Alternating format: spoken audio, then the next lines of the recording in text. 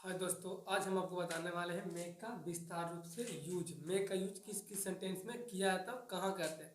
Make का use sentence में किया उस सेंटेंस में किया जाता है जिस सेंटेंस में इच्छा, अभिलाषा, कामना, प्रार्थना, संभावना, अनुमति देने का बात करता हो। उस सेंटेंस में क्या आता है जिस सेंटेंस में इच्छा, अभिलाषा, कामना, आशीर्वाद, संभावना और प्रार्थना का बात करता हूँ, उस सेंटेंस में हम लोग मेक का प्रयोग करते हैं। तो जो बात हम बोले वही बात हम लिख देते हैं, जिनको लिखना होगा वह लिख लेंगे। मेक का प्रयोग मेक का प्रयोग मेक का प्रयोग इच्छा, अभिलाषा,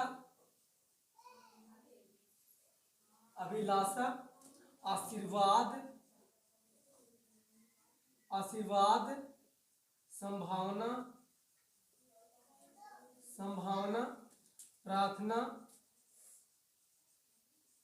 प्रार्थना, अभिश्राप, अनुमति का बोध को व्यक्त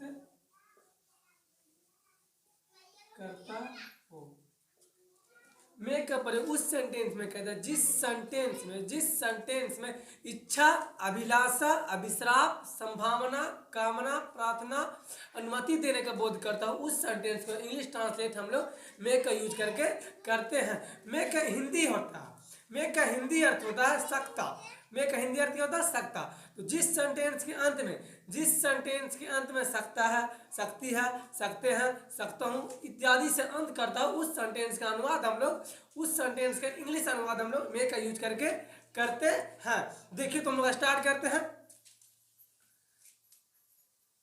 मेक का हिंदी अर्थ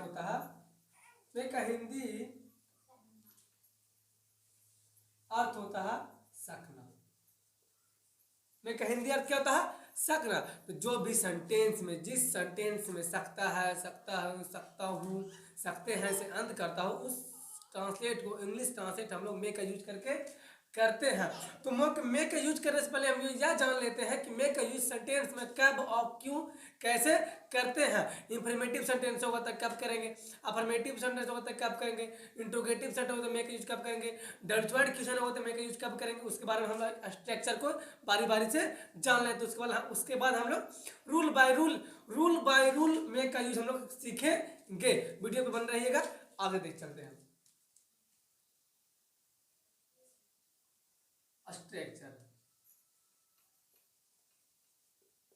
सेंटेंस अफर्मेटिव हो तो पहले सब्जेक्ट लिखेंगे, उसके बाद में लिखेंगे, वर्ब का फर्स्ट फॉर्म। मैं अपने साथ वर्ब का फर्स्ट फॉर्म का यूज लेता है। मैं अपने साथ हमेशा वर्ब का फर्स्ट फॉर्म लेता है। फर्स्ट फॉर्म, उसके बाद ऑब्जेक्ट लिखेंगे, उसके बाद अदर वर्ड लिखेंगे। और सेंटेंस नेगेटिव पहले सब्जेक्ट लिखेंगे, उसके बाद में लिखेंगे, उसके वर्ब का नॉट लिखेंगे, वर्ब का फर्स्ट फॉर्म, उसके बाद ऑब्जेक्ट लिखेंगे, उसके बाद अदर वर्ड लिखेंगे। इंट्रोगेटिव सेंटेंस पहले में से स्टार्ट किया जाता है, उसके बाद में सब्जेक्ट लिखेंगे, उसके बाद वर्ब का फर्स्ट फॉर्म, ऑब्जेक्ट, उसके बाद अदर वर्ड बाद में क्वेश्चन मार्क देंगे। अगर मेरे पास सेंटेंस डबल वर्ड क्वेश्चन हो तो पहले डबल वर्ड लिखते हैं, उसके बाद मे का यूज करते हैं, उसके बाद सब्जेक्ट लगाते हैं, उसके वर्ब का फर्स्ट फॉर्म, ऑब्जेक्ट, उसके बाद अदर वर्ड का यूज करते हैं। अगर डबल वर्ड सेंटेंस में नेगेटिव वर्ड आ जाए, तो उसका स्ट्रक्चर देखिए हम लिखते हैं। WH word plus negative sentence रहा तो पहले डबल वर्ड लिखेंगे, उसके बाद में लगाएंगे, उसके बाद सब्जेक्ट लिखेंगे, सब्जेक्ट के बाद नॉट लिखेंगे, उसके बाद फर्स्ट फॉर्म लिखेंगे, उसके बाद ऑब्जेक्ट, उसके बाद अदर वर्ड, बाद में फ्यूचर मार्क्स देंगे। समझ में आ गया। हम इसको फिर से रिपीट करते हैं। हम लोग क्या सीख रहे हैं बाबू, हम लोग सीख रहे हैं मेक का यूज। मेक का यूज, मेक का यूज उस सेंटेंस में करते हैं जिस सेंटेंस में इच्छा, अभिलाषा, अभिश्राप, कामना, प्रार्थना, अनुमति, संभावना देने की बात करता हूँ, उस सेंटेंस में यूज हम लोग ट्रांसलेट मेक का यूज करके करते हैं। मेक का हिंदी अर्थ होता है सकना। मेक का हिंदी अर्थ क्या होता है, अर्थ सकना होता है। मेक का हिंदी अर्थ होता है सकना। तो जो भी सेंटेंस में जो सेंटेंस सकता हूँ, सकते हैं, सकता हो से अंत करता हो, उस सेंटेंस का इंग्लिश अनुवाद हम लोग मेक का यूज करके करते हैं। मेक का यूज हम लोग अफर्मेटिव सेंटेंस में, अफर्मेटिव सेंटेंस पहले सब्जेक्ट लिखते हैं, उसके बाद मे लिखते हैं, उसके बाद वर्ब का फर्स्ट फॉर्म, उसके बाद ऑब्जेक्ट, उसके बाद अदर वन लिखते हैं। उसी तरह हम आपके सारे जब अब स्ट्रक्चर लिख दिए नेगेटिव सेंटेंस का, इंट्रोगेटिव सेंटेंस का, डॉल्चवर्ड क्यूजन का, डॉल्चवर्ड प्लस नेगेटिव सेंटेंस का। अब हम लोग देखेंगे बारी बारी से। Rule number first, rule number first में का यूज कौन सा सेंटेंस में किया जाता है। देखिए दोस्त, रूल नंबर फर्स्ट क्या था, मैं यूज सेंटेंस में कहते हैं जिस सेंटेंस में पॉसिबिलिटी आई मीन संभावना और अनिश्चितता का बात करता हूँ, वैसा सेंटेंस में कहते हैं मैं जिस सेंटेंस में, रूल नंबर फर्स्ट कहता है मैं उस सेंटेंस में कहते हैं जिस सेंटेंस में संभावना आई मीन पॉसिबिलिटी और अनिश्चितता का बात करता हूँ, उस सेंटेंस का ट्रांसलेट हम लोग मैं का यूज करके करते हैं। वही बात को हम यहाँ लिखने वाला, जिनको लिए उतारना का उतार लेंगे। पॉसिबिलिटी संभावना या अनसर्टनी,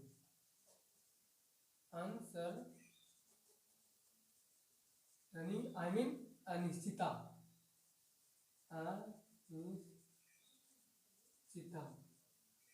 अनिश्चित की बात करता हूं, अनिश्चित के लिए, अनिश्चित के लिए संभावना, जैसे आज बारिश हो सकती है, संभावना हो भी सकती है, नहीं भी हो सकती है।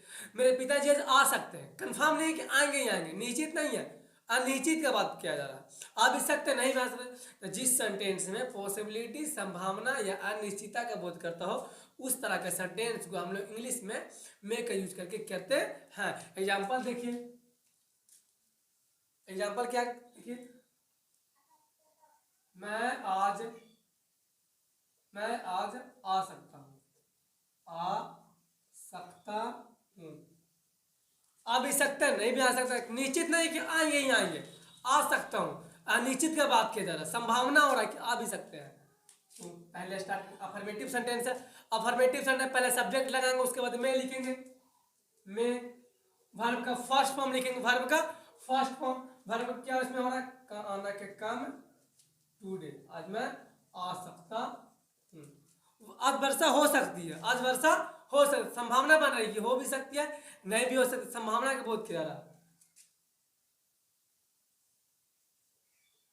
वर्षा हो सकती है, वर्षा हो सकती है, समान it can, sorry may, it may be rain, it may be rain, वर्षा हो सकती है। मेरी दादी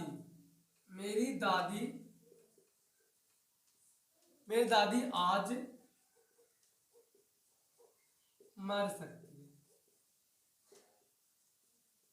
मेरी दादी आज मर सकती है, संभावना की बात किया जा रहा है, संभावना की, मर भी सकती है, नहीं मर सकती, संभावना की तरह, उनके पोजीशन को देख के हम लोग बता पा रहे हैं, हो भी सकता है ऐसा।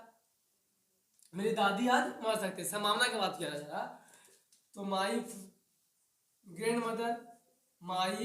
ग्रैंड मॉम या मदर कर सकते हैं, माई ग्रैंड मदर में डाई टुडे, फोर्थ एग्जांपल देखते हैं हम लोग,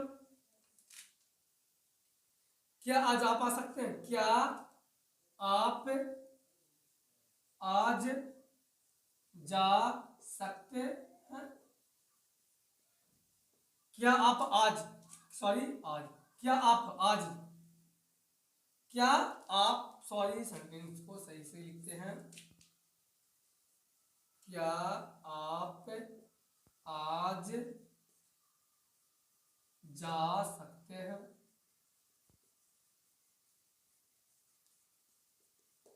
क्या आप अब जा सकते हैं, संभावना अनिश्चित की बात कह रहा, निश्चित नहीं कि जा भी सकते हैं नहीं भी जा, अनिश्चित की बात कह रहा। इस तरह के सेंटेंस को हम लोग मे का यूज करके ट्रांसलेट करते हैं। तो मे इंट्रोगेटिव सेंटेंस है, पहले मे से स्टार्ट करेंगे, उसके बाद subject you may, you verb का फर्स्ट फॉर्म गो, गो टूडे, गो टूडे।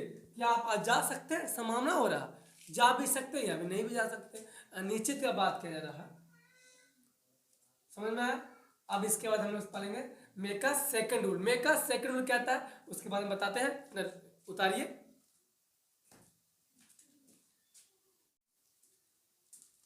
देखिए मे का सेकंड रूल, मे का सेकंड रूल यह कहता है जिस सेंटेंस में परमिशन मांगने या लेने के बात करता हूं, जिस सेंटेंस में परमिशन मांगने या फिर लेने की बात करता हूं, उस तरह के सेंटेंस को हम लोग मे का प्रयोग करके ट्रांसलेट करते हैं। जिस सेंटेंस में परमिशन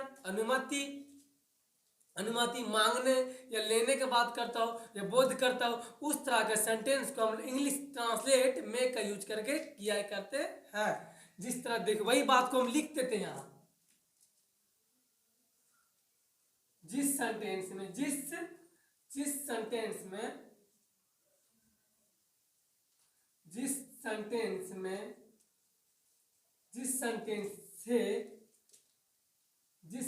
से परमिशन मांगी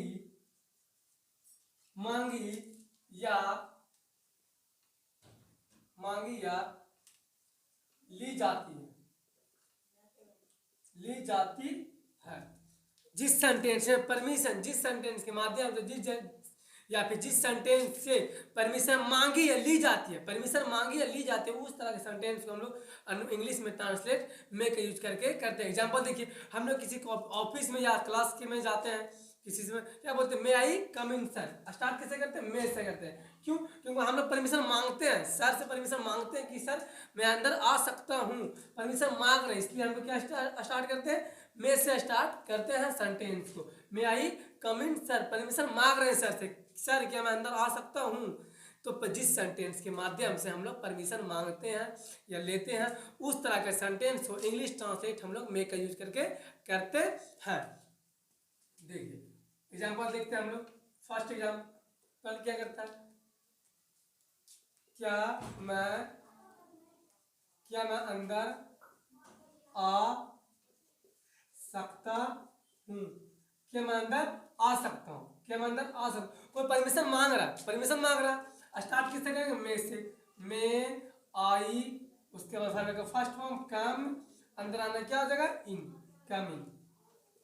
जिससे मांगो सर जोड़ देते हैं, मे आई कम इन सर, से मांगते हैं, मैडम से मांगते हैं मैडम करेंगे, मिस से मांगते मिस से करेंगे, या वो ऑफिसर से मांगते तो सर कर देंगे।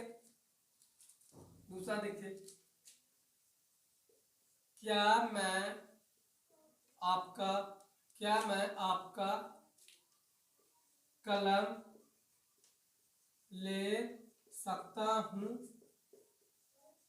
क्या मैं आपका कलम ले सकता हूँ, को परमिशन मुझसे मांग रहा, कि मैं आपका कलम का यूज कर सकता हूँ, ले सकता हूँ, परमिशन मांग रहा, हमें देना हो तो देंगे, नहीं देना हो तो नहीं देंगे, कोई परमिशन से मांग रहा कि मैं आपका कलम ले सकता हूँ।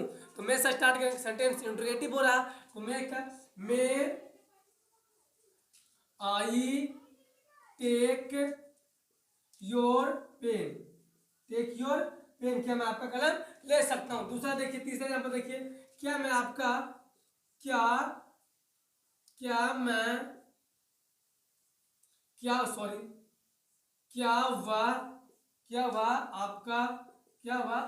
गाड़ी चला सकता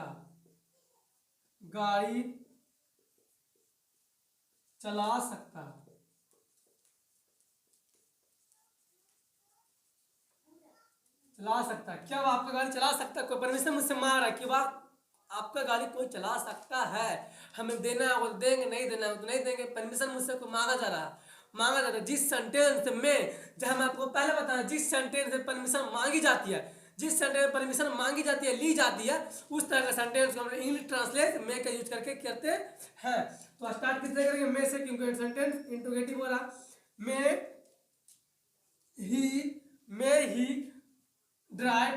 ही ड्राइव योर कार, क्या वह आपका गाड़ी चला सकता है। अब हम लोग देखेंगे second, third rule. Second rule देख लिए, थर्ड रूल कहता है, बताते हैं, इसको उतारिए या स्क्रीनशॉट ले लीजिए।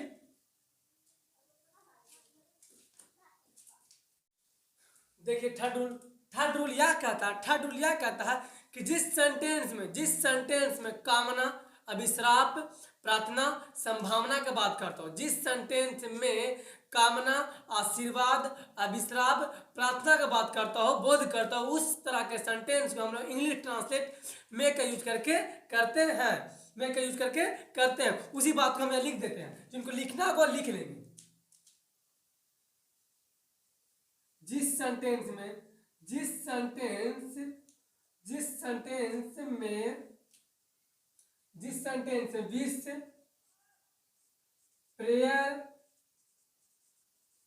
विश, प्रेयर, कर्स,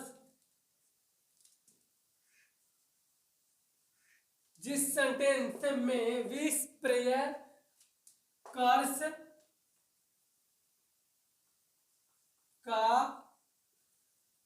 बोध होता हो, जिस सेंटेंस में प्रार्थना,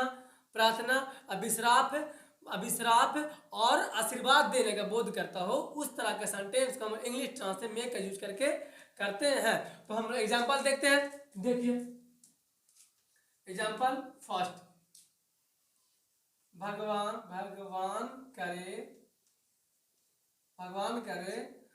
करे आप सफल हो जाएं, आप सफल हो जाएं, भगवान करे आप सफल हो जाए। किसी को हम आशीर्वाद दे रहे, कामना कर रहे हैं कि भगवान करे आप सफल हो जाए, किसी को हम आशीर्वाद दे रहे हैं, भगवान करे आप सफल हो जाए। इस तरह के सेंटेंस को हम लोग मे का यूज करके ट्रांसलेट करते हैं। तो चलिए स्टार्ट करते हैं। May God success you, may God succeed you, भगवान करे आप सफल हो जाए। दूसरा एग्जांपल देखते हैं। भगवान करे आप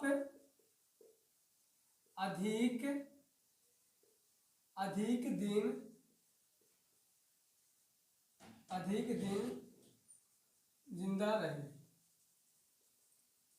भगवान करे आप अधिक दिन जिंदा रहे। किसी को आशीर्वाद दे रहे हैं, किसी को हम आशीर्वाद दे कामना कर रहे हैं, क्या भगवान करे आप अधिक दिन जिंदा रहे, कामना कर। इस तरह के सेंटेंस को बाबू हम लोग मे का यूज करके ट्रांसलेट करते हैं। तो मे, उसके बाद may God bless you, may God alive long, may God alive long, भगवान करे आप अधिक दिन जिंदा रहे। तीसरा नंबर देखते हैं हम लोग। भगवान करे वह मर जाए, भगवान करे वह मर जाए। किसी को हम अभी श्राप कर रहे हैं, किसी को हम श्राप दे रहे हैं, भगवान करे वह मर जाए। तो जिस सेंटेंस में आपको पहले लिखे हैं, जिस सेंटेंस में कामना, आशीर्वाद और कर्ज का बोध करता हो, अभिश्राप का बोध करता हो, उस तरह का सेंटेंस को मे का यूज करके ट्रांसलेट करते हैं। भगवान करे वह मर जाए, इस तरह के सेंटेंस को हम लोग मे का यूज करेंगे, क्योंकि इस सेंटेंस में अभिश्राप मतलब कर्ज का बोध किया जा रहा है, कर्ज का बोध हो रहा है। तो मे